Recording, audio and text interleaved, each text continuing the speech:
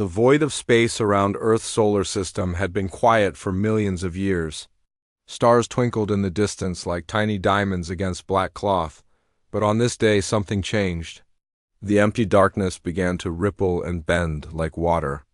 Disturbed by a stone, Admiral Vextar stood on the bridge of his massive flagship, the Eternal Dominion.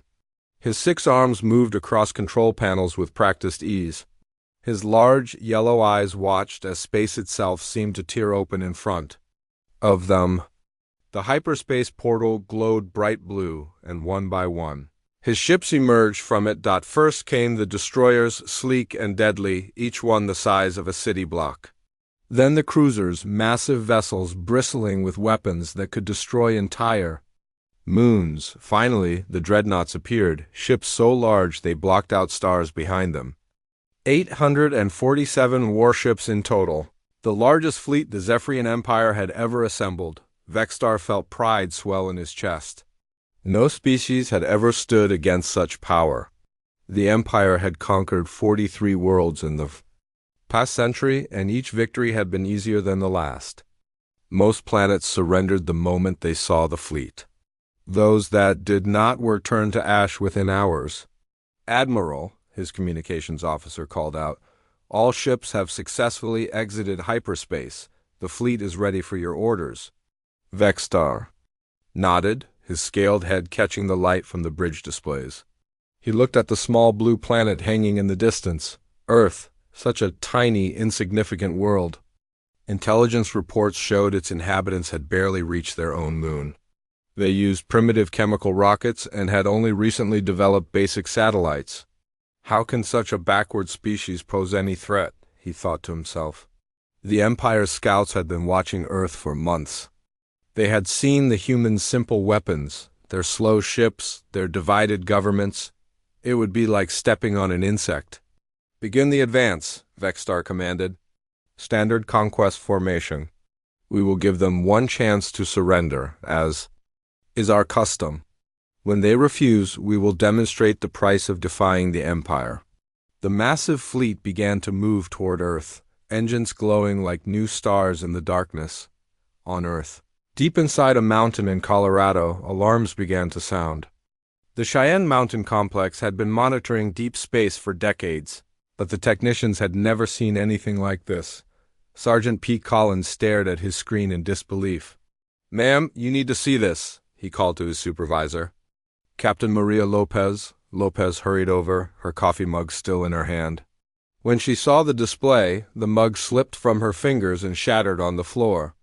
"Get me the Pentagon," she said quietly. "Get me everyone. Now." 20 minutes later, President Jake Morrison sat in the Situation Room, surrounded by his closest advisors. The room was built to handle the worst crises Earth could face, but no one had planned for this. "How many ships?" Morrison asked, his voice steady despite the shock on his face. 847 confirmed contacts, sir," replied Defense Secretary Amy Patterson. She was a former Air Force general, a woman who had seen combat in 3 different wars. But her hands shook slightly as she read from the report. General Ryan Clark, chairman of the Joint Chiefs, leaned forward in his chair. "Mr. President, our best estimates suggest each of those ships is larger than our biggest aircraft carriers. Some of them are the size of entire cities. If they have weapons to match their size..." He did not need to finish the sentence. Everyone in the room understood. Earth's entire military could not fight even one of those ships, let alone hundreds of them. "How long before they reach Earth?" Morrison asked. "At their current speed, approximately 18 hours, sir," Patterson replied. Morrison closed his eyes for a moment. When he opened them, his expression was grim but determined. "Get me the leaders of every major nation. Emergency session of the United Nations Security Council. If humanity is going to face this threat, we face it together." As his advisors began making calls, Morrison noticed one person in the room who seemed remarkably calm. Dr. Lisa Hayes sat at the far end of the table, her fingers drumming quietly on the surface. She was the director of the Global Defense Initiative, a position most people thought was just about coordinating missile defense systems. "Dr. Hayes," Morrison said, "you've been very quiet. What are your thoughts?" Hayes looked up, and for a moment, Morrison could have sworn he saw something like a smile cross her face. "Mr. President," she said carefully, "I think it would be wise to activate Protocol 7. General Clark frowned. "I've never heard of Protocol 7. "That's because it's been classified at the highest levels for 30 years, Hayes replied. "Mr. President, with your permission, I'd like to begin preparations that may surprise our visitors." Morrison studied her face. There was something in her eyes, a confidence that seemed out of place given the situation. "Dr. Hayes, are you telling me we have options I don't know about?" "Sir, humanity has been preparing for this day longer than most people realize. We've always known that someone might come looking for us eventually. The question was never if we could defend ourselves. The question was whether we were ready to reveal who we really are." The room fell silent. Patterson and Clark exchanged confused glances. "What exactly are you saying, Doctor?" Morrison asked. Hayes stood up and walked to the large screen showing the approaching alien fleet. "I'm saying that our enemies have made one very dangerous mistake, Mr. President. They think they know what humanity is capable of. They think they understand our technology, our weapons, our defenses." She turned back to face the room, and now Morrison was certain he saw her smile. "They're about to learn they were wrong?" Far above Earth, Admiral Vexstar continued to watch the small blue planet grow larger in his viewscreen. In 18 hours, he would contact the human leaders and offer them surrender. They would refuse, of course. They always did at first. Then he would show them the power of the Empire, and they would beg for mercy. It would be just like all the others. Quick, simple, and final. The Admiral had no idea that far below on the surface of that small blue world, humanity was about to show him what a real surprise looked like. 18 hours had passed since the alien fleet first appeared. The massive Zephyrian ships now hung in space just beyond Earth's moon, their dark shapes blocking out stars. Each vessel pulsed with energy, weapons charged and ready. Admiral Vexstar stood on his bridge, watching the small blue world that would soon belong to the Empire. "Open communications to the planet," he commanded. His voice carried the authority of someone who had never been refused. "Channel open, Admiral," his communications officer replied. Vexstar stepped forward. His 6 arms spread wide in a gesture of power. When he spoke, his words were broadcast to every radio, television, and communication device on Earth. "Primitive beings of the third planet," his voice boomed, translated into every human language simultaneously. "I am Admiral Vexstar of the Zephyrian Empire. Your world now stands in the shadow of Imperial justice. On Earth, billions of people stopped what they were doing. In New York, crowds gathered around giant screens in Times Square. In London, families huddled around their televisions. In Tokyo, workers stood frozen on busy streets, listening to phones and radios. You have developed enough to reach your moon, so you understand the vastness of space," Vexstar continued. "Look upon our fleet and know that resistance is meaningless. We have conquered 43 worlds. Your primitive weapons cannot harm us. Your simple ships cannot escape us." In the Global Defense Command Center, buried deep beneath the Rocky Mountains, Communications Director Nicole Bennett sat at her station, recording every word. The room around her buzzed with activity as technicians tracked the alien signals and monitored Earth's defenses. "We offer you one chance," Vexstar announced. "Surrender your governments to Imperial rule. Accept our guidance, and your species may survive as servants of the Empire. You have exactly 1 of your hours to respond. Refuse and your world will burn." The transmission ended, leaving Earth in stunned silence. President Morrison looked around. The Situation Room. World leaders appeared on screens throughout the room, all waiting for someone to speak first.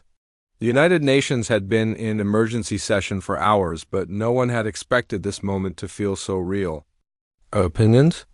Morrison asked quietly. Chancellor Weber of Germany spoke first from her screen. "What choice do we have? Those ships could destroy our entire planet." "We could try to negotiate," suggested Prime Minister Nakamura of Japan. "Perhaps. Offer them resources instead of surrender." President Petrov of Russia shook his head. You heard him. Total surrender or death. There is no middle ground with conquerors. Dr. Hayes, who had been silent through most of the discussion, finally stood up. Mr. President, may I suggest we give them our answer now? What answer? Morrison asked. We haven't decided anything yet. Hayes walked to the communications console where Nicole Bennett sat waiting. With your permission, sir, I think our response should be simple and clear. Morrison studied her face again. The same strange confidence was there, even stronger now. Around the room, world leaders watched nervously. What would you have us say, Doctor? The truth, Mr. President, that humanity appreciates their offer, but we must respectfully decline. The room erupted in voices. General Clark stood up so quickly his chair fell over. Doctor, you're talking about starting a war we cannot possibly win, are we? Hayes asked calmly. She turned to Nicole Bennett. Open a channel to the alien fleet. Bennett's fingers hesitated over the controls. She looked to President Morrison, who stared at Dr. Hayes for a long moment before giving a slow nod. Channel open, Bennett announced. Morrison stepped forward to the microphone. When he spoke, his voice was calm and steady, the voice of a man who had made his decision. Admiral Vexstar of the Zephyrian Empire, this is President Jake Morrison of Earth. We have received your message and considered your offer carefully. On the alien flagship, Vexstar frowned.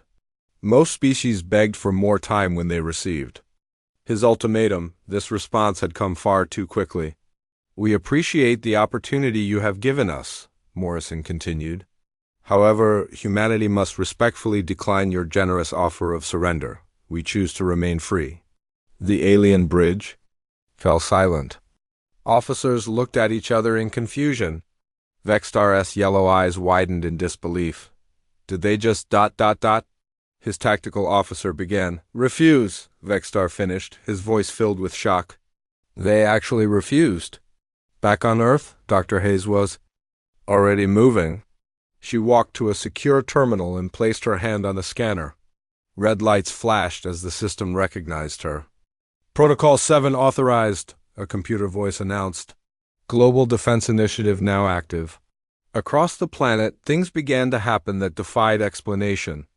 In hidden facilities buried beneath mountains, massive machines that had been sleeping for decades suddenly came to life.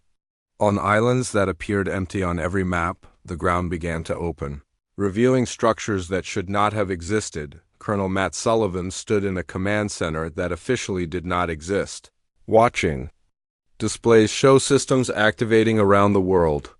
He had been waiting for this day for 15 years, training for a moment most people thought would never come.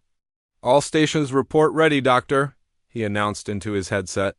Understood, Colonel, Hayes replied from the Situation Room. Begin.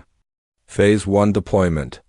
High above Earth's atmosphere, in regions of space that orbital telescopes somehow never quite managed to scan properly, metal began to shimmer into view. Shapes that had been invisible suddenly became solid. What had appeared to be empty space revealed itself to be filled with objects that reflected starlight. Admiral Vexstar was studying tactical displays when his sensor officer called out in alarm. Admiral! Energy signatures appearing throughout the system. What kind of signatures? Vexstar demanded. Ships, sir. Thousands of them. They're just ... appearing out of nowhere. Vexstar moved to the sensor station and stared at the display. Dots of light were materializing all around his fleet, in formations that should have been impossible to achieve without detection. How long have they been there? He asked quietly. Unknown, sir. Our sensors show nothing, then suddenly they're just there. It's like they were hiding behind some kind of cloaking technology. Vexstar felt a cold sensation in his stomach. The Zephyrian Empire had the most advanced sensor technology in the known galaxy. Nothing could hide from their scans. Size and class of the human vessels? He asked. His officer worked frantically at the controls. Sir, the readings don't make sense. Some appear to be fighters, others are frigate-sized, but there are large ships too. Several appear to be the size of our own dreadnoughts. That's impossible, Vexstar said. Intelligence reports show they barely have a space program. Sir, his communications officer interrupted, we're receiving another transmission from the planet. Put it through, Vexstar ordered. Though his confidence was beginning to crack, Dr. Hayes' voice came through the speakers, calm and professional. Admiral Vexstar, this is Dr. Lisa Hayes, Director of Earth's Global Defense Initiative. I wanted to personally thank you for giving us the opportunity to reveal ourselves. Humanity has been looking forward to this meeting for quite some time. Vexstar stared at the display showing thousands of human ships that had appeared as if by magic. For the first time in his military career, he felt something he had never experienced before: fear. Admiral Vexstar stared at the tactical display, his 6 hands gripping the control console. Thousands of human ships surrounded his fleet, appearing from nowhere like spirits materializing in the void. His yellow eyes darted between the screens, trying to make sense of what he was seeing. Sir, his tactical officer reported, the human vessels are not responding to our targeting systems. Our weapons cannot lock onto them properly. What do you mean cannot lock on? Vexstar demanded. Our targeting computers are the most advanced in the galaxy. The ships seem to be shifting slightly in space, sir. Not moving exactly, but their positions keep changing by tiny amounts. Our computers cannot establish a solid lock. Vexstar felt his confidence slipping away like sand through his fingers. 43 worlds had fallen before his fleet. 43 species had begged for mercy when they saw the power of the Empire. But none of them had ever made his ships appear so helpless. Admiral, his communications officer called out, the human deadline has expired. Your orders? Vexstar straightened himself, drawing on decades of military training. Whatever technology these humans possessed, they were still outnumbered. His 847 ships would crush them through sheer firepower. All ships, he announced across the fleet communication system, begin the attack. Show these primitives the price of defying the Empire. The Zephyrian fleet moved forward, massive engines pushing the enormous ships toward Earth. Weapons that could level mountains began to charge, their energy signatures lighting up space like artificial stars on Luna Base, hidden on the far side of Earth's moon. Captain Ashley Rodriguez watched the alien advance from her command center. The facility had been built in secret over 20 years, its existence known only to a select few. Through her viewscreen, she could see the alien ships approaching what they thought was empty space. All human vessels, she announced into her headset, you are cleared to engage. Show them what we're really capable of.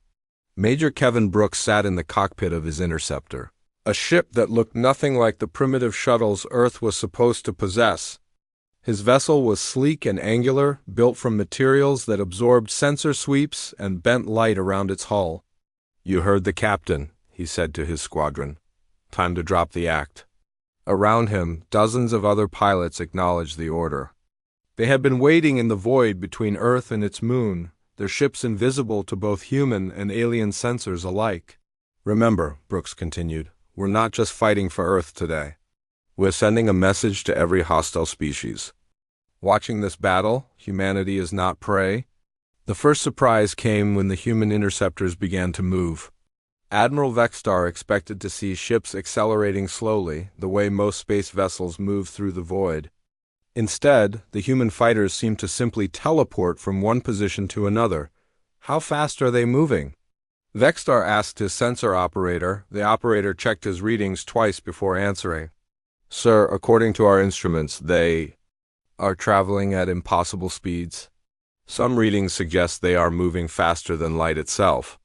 That cannot be correct, Vexstar replied, but even as he spoke, he watched human ships cross distances that should have taken hours in mere seconds. Lieutenant Commander Michelle Torres operated the hidden orbital defense platform that officially did not exist. The massive structure had been disguised as space debris for 15 years, floating silently in Earth's orbit while alien scouts performed their surveillance. Weapon systems online, she announced to her crew. Target the lead dreadnoughts. Let's see how tough their shields really are. The orbital platform revealed itself by opening fire. Beams of energy that seemed to bend reality itself struck the largest Zephyrian ships. The alien shields, which had never failed against any known weapon, began to flicker and spark. "Impossible," Vexstar whispered as he watched his flagship's shield display. The energy readings were off every scale his instruments could measure. "What kind of weapons are these?" His chief engineer frantically worked at his station. "Admiral, the energy patterns don't match anything in our databases. These weapons seem to be using physics we don't understand. On Earth in the situation." World leaders watched the battle unfold on screens that showed views no human satellite should have been able to provide. The images came from cameras built into the human ships themselves, giving perfect views of the engagement. "My God," whispered Chancellor Weber, "how is this possible? How did we build such ships without anyone knowing?" Dr. Hayes finally revealed the truth she had kept hidden for decades. Humanity has been spacefaring for much longer than our public timeline suggests. What you think of as our first moon landing was actually our first public moon landing. We've had colonies throughout the solar system for over 50 years. President Morrison stared at her in shock. "Are you telling me everything we know about our own space program is a lie?" "Not a lie, Mr. President. A cover story." While the world watched us struggle to reach our own moon with chemical rockets, our real Space Force was exploring other star systems and preparing for this day. General Clark found his voice after a long moment of silence. "How many people knew about this?" "Very few," Hayes replied. "Need to know basis only?" "The secret had to be kept, because we knew someone would eventually come looking for us. Earth needed to appear defenseless until we were ready." Back in space, the battle was turning into something no one had expected. The human ships moved like nothing the Zephyrians had ever encountered. They appeared in one location, fired their weapons, then vanished before return fire could reach them. Commodore Alex Chun commanded the main human battle group from his flagship, a vessel that dwarfed even the largest Zephyrian dreadnoughts. His ship had been built in the hidden shipyards of Jupiter's moons. Using technology developed from decades of secret research, "All ships execute Formation Delta," he ordered. Time to show them what coordinated warfare looks like. The human fleet moved as one, their movements so perfectly synchronized that they seemed to share a single mind. Ships that had been scattered across the battlefield suddenly appeared in formation, surrounding individual Zephyrian vessels and striking with surgical precision. Captain Lauren Walsh, commanding a squadron of heavy cruisers, watched her weapons tear through alien armor like paper. "These aren't shields," she announced to her crew. "They're force fields designed to stop kinetic weapons and basic energy beams. They were never meant to handle what we're throwing at them." Admiral Vexstar realized with growing horror that his fleet was being systematically destroyed. Ships that had conquered worlds were being disabled or destroyed by weapons they could not defend against. Worse, the human vessels seemed to know exactly where to strike for maximum effect. "How do they know our weak points?" he demanded. "How do they know exactly where to hit us?" His intelligence officer looked up from his station, his face pale with fear. "Sir, I think they've been watching us for a very long time." The truth was beginning to dawn on the alien commander. This had never been a conquest. From the moment they entered the system, they had been walking into a trap designed by a species that knew them better than they knew themselves. Humanity had been preparing for this war long before the Zephyrian Empire even knew Earth existed. The battle had been raging for only 3 minutes, but Admiral Vexstar could see his mighty fleet falling apart before his eyes. Ships that had never known defeat were being cut to pieces by weapons that seemed to ignore the laws of physics. His tactical display showed red warning signals across hundreds of vessels. "Damage report," he commanded, though he dreaded the answer. "Sir," his tactical officer replied, his voice shaking, "we have lost 112 ships completely destroyed. Another 230 are severely damaged and unable to fight. The humans have lost." He paused, checking his readings again. "None, sir. Not a single human vessel has been destroyed or even damaged." Vexstar felt something cold settle in his stomach. In his 40 years of military service, he had never seen anything like this. The humans were not just winning. They were completely dominating a force that should have been impossible to defeat. How are they doing this? He whispered to himself. On Earth, in the Global Defense Command Center, Dr. Hayes watched the battle unfold with calm satisfaction. Around her, technicians monitored systems that had been hidden from the world for decades. Dr. Hayes, General, Clark said over the communication link, I need to understand what I'm seeing. How do we have ships that can do the impossible? Hayes turned to face the camera that connected her to the Situation Room. General, what you're witnessing is the result of 70 years of secret development. While the world thought humanity was struggling with basic spaceflight, our real scientists were working on projects that most people would consider science fiction. President Morrison leaned forward on his screen. 70 years? Are you telling me this began during World War II? Earlier, Hayes replied. Some of the brightest minds in human history realized that if we could reach space, others probably could too. They began preparing for the day when someone might come looking for us.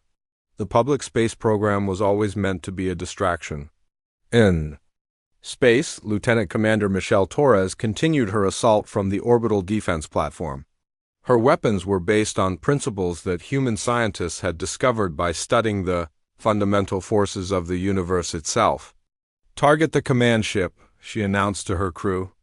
Let's see if their admiral wants to keep fighting when his own shields fail. Energy beams that bent space around them struck the Eternal Dominion. The massive alien flagship shuddered as its shields collapsed completely. Emergency lights flickered across its hull as systems began to fail throughout the ship.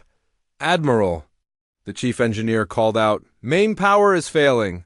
These weapons are somehow draining our energy cores directly. Vexstar stared at his command screens as they went dark one by one. How is that possible? Energy cores are isolated systems. Sir, these weapons seem to be affecting the quantum level of our power systems. It's like they're reaching inside our ship and turning off our power at the source. Major Kevin Brooks led his squadron in another attack run against a group of Zephyrian cruisers. His ship moved through space in ways that defied everything the aliens thought they knew about physics. Brooks to all squadrons, he announced over the communication system. Remember your training. These ships are built to fight enemies who follow the old rules. We don't follow any rules. His interceptor seemed to fold space around itself, appearing directly inside the alien formation. For a moment, he was surrounded by enemy ships that could have destroyed him with a single shot. But before they could react, he fired his weapons and vanished again, leaving 3 disabled cruisers behind. How did he get inside our formation? An alien captain demanded over their communication system. How did he appear inside our shields? No one could answer him. Commodore Alex Chun watched the battle from his command ship, a vessel that revealed humanity's true technological capabilities. The ship was 3 times larger than the biggest Zephyrian dreadnought, but it moved with the grace of a fighter. All ships begin Phase 2, he ordered. Time to show them what we built in the outer system. At his command, new contacts began appearing on every sensor in the battle area. Ships that dwarfed even Chun's command vessel materialized from the direction of Jupiter and Saturn. These were humanity's true warships, built in secret shipyards that orbited the gas giants. Admiral Vexstar watched his sensor displays with growing terror as ship after ship appeared. Each new vessel was larger than anything in his fleet. Some were the size of small moons. How many ships do they have? He asked weakly. Unknown, sir, his sensor operator replied. New contacts are still appearing. Current count is over 5,000 vessels of various sizes. 5,000? Vexstar repeated. Intelligence said they barely had a space program. Captain Lauren Walsh commanded one of the newly revealed dreadnoughts. Her ship alone carried more firepower than half the Zephyrian fleet? But what made it truly dangerous was not its weapons, but its defensive systems. Target the alien fleet, she ordered, but leave the command ship intact. I think our leaders want to have a conversation with their admiral. Her ship opened fire with weapons that seemed to tear holes in space itself. Wherever the beam struck, alien ships simply ceased to exist. Not destroyed, not damaged, they just disappeared, as if they had never been there at all. Dr. Hayes spoke again to the watching world leaders. What you're seeing is humanity's real space force. We have colonies on 17 different worlds in 8 star systems.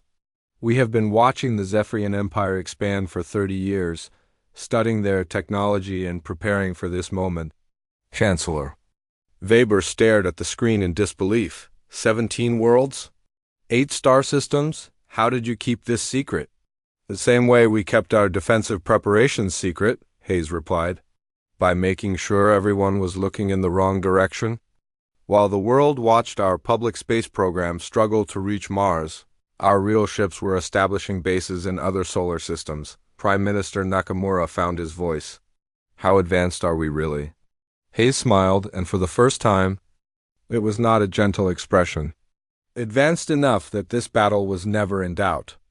Advanced enough that the Zephyrian Empire should have done much better research before coming here.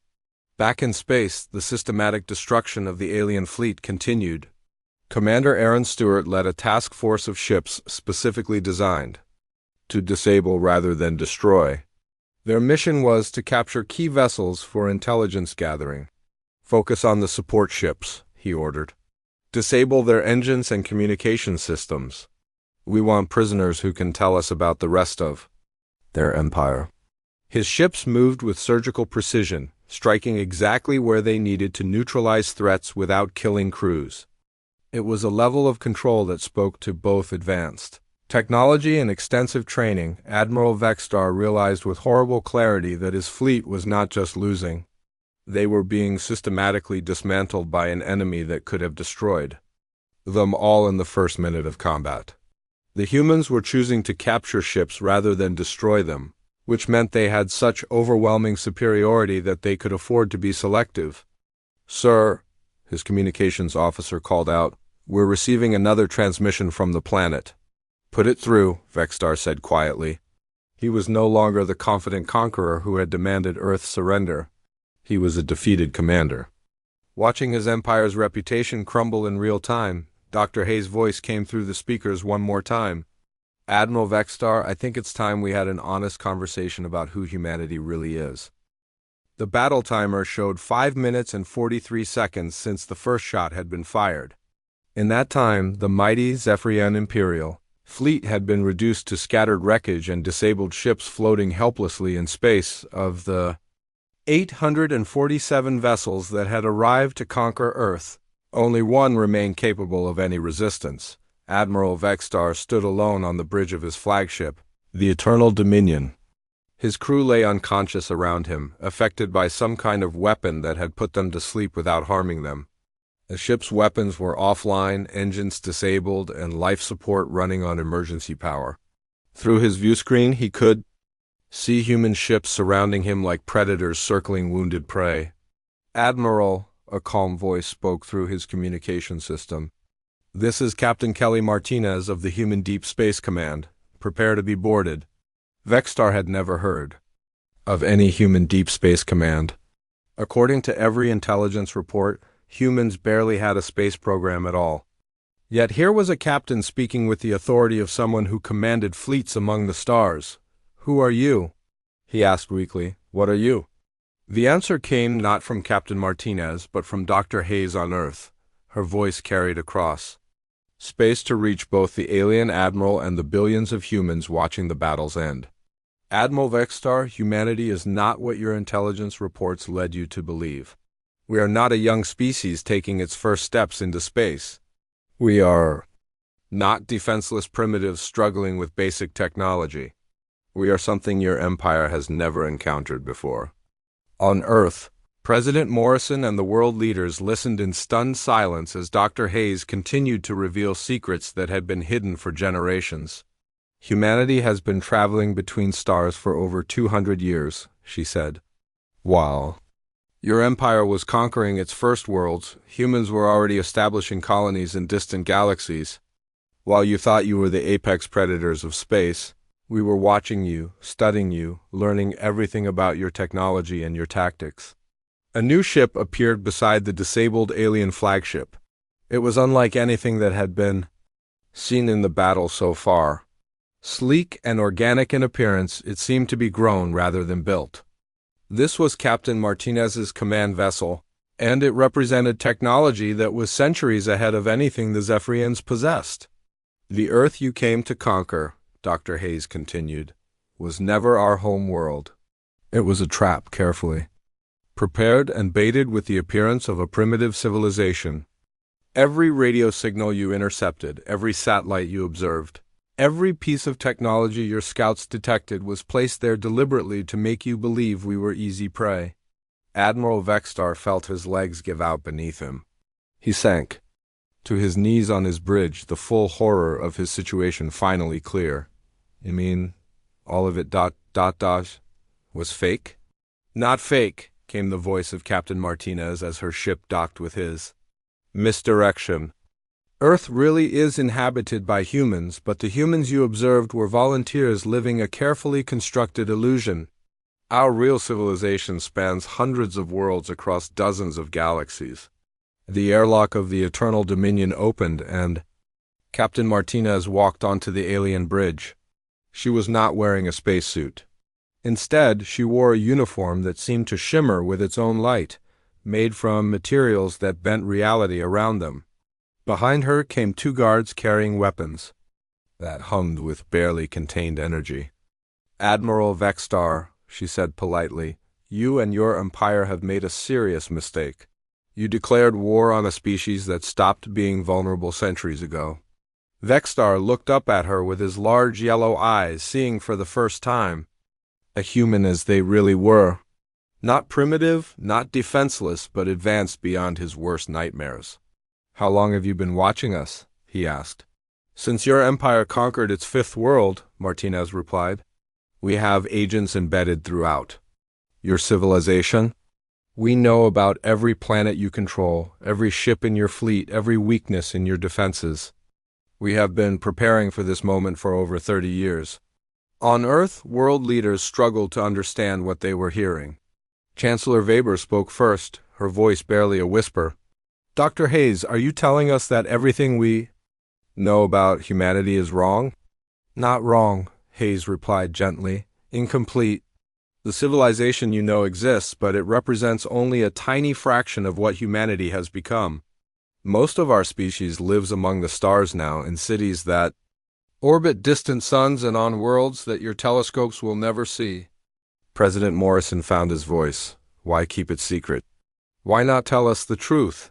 Because Earth needed to remain believable as a target, Hayes explained. If hostile species knew the truth about human capabilities, they would never have revealed themselves. We needed them to come to us, to show us who the real threats to galactic peace were. Captain Martinez escorted Admiral Vextar through her ship to a holding area designed for captured enemies. As they walked, she spoke to him with something that might have been pity. Your empire conquered 43 worlds, Admiral. You enslaved billions of beings who could not defend themselves. Did you really think that kind of behavior would go unnoticed forever? We are the strongest civilization in the galaxy, Vextar protested weakly. Were, Martinez corrected. You were the strongest civilization that everyone else knew about. Humanity has been the real dominant force for longer than your empire has existed. We just preferred to remain hidden until someone forced our hand. Ugh. On Earth, Dr. Hayes addressed the world one final time. Citizens of Earth, what you have witnessed today marks the end of humanity's hidden period. We can no longer pretend to be a young species struggling with space travel. The galaxy now knows what we are truly capable of. She paused, letting the weight of her words sink in. But do not worry. The humans living among the stars are still your brothers and sisters. Earth will always be protected, always be cherished as the birthplace of our species. In space, the last few minutes of the battle played out exactly as Dr. Hayes had planned. Human ships methodically captured every surviving Zephyrian vessel. Crews were taken prisoner but treated well, their ships disabled but not destroyed. This was not about revenge. It was about sending a message. Captain Martinez stood on her bridge, composing a transmission that would be sent to every corner of the galaxy. The message was simple but clear. To all civilizations capable of interstellar travel, she began, be advised that the Sol system and the species known as humanity are under the protection of the Human Deep Space Command. Any hostile action against human interests will be met with immediate and overwhelming response. She paused, looking out at the captured alien fleet. Let it be known that humanity does not seek conquest or domination. We seek only peace and the protection of innocent life. But let it also be known that we have the power to enforce that peace against any who would threaten it. The transmission was sent on frequencies that would reach every spacefaring civilization within 1,000 light years. Within hours, it would be retransmitted across the galaxy, carrying with it the news that the universe's most dangerous predator had finally revealed itself. Admiral Vextar sat in his cell, staring out through a viewport at the stars. Somewhere out there, his empire was about to learn that they were no longer the dominant force in the galaxy. Somewhere out there, other aggressive species were receiving a warning that would make them think twice before attacking defenseless worlds. Humanity had stepped out of the shadows at last, and the galaxy would never be the same.